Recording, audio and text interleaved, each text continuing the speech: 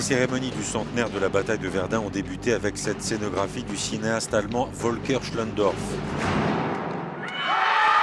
3400 jeunes gens français et allemands ont interprété cette chorégraphie en hommage aux 700 000 soldats tués lors de la bataille de Verdun.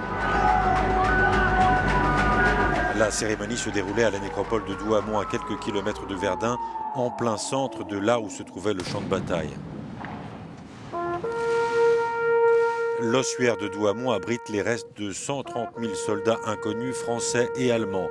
François Hollande et Angela Merkel ont ensemble rallumé la flamme de mémoire avant de respecter une minute de silence en hommage aux soldats morts durant la bataille de Verdun.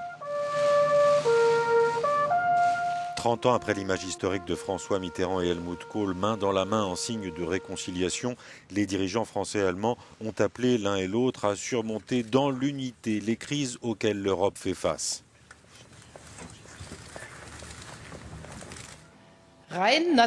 Penser et agir uniquement dans un repère national nous rejetterait vers le passé, dit Angela Merkel. Cela vaut et pour surmonter la crise économique européenne et pour gérer les nombreuses personnes qui cherchent un refuge, mais aussi pour tous les défis de notre époque. De son côté, François Hollande a parlé du devoir sacré de protéger notre maison commune.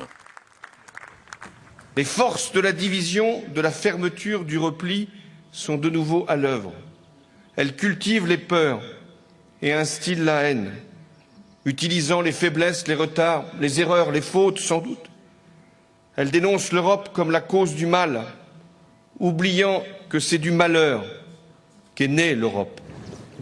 Le président français et la chancelière allemande ont l'un et l'autre souligné que la bataille de Verdun représente à la fois le pire, là où l'Europe s'est perdue, et le meilleur, la réconciliation franco-allemande.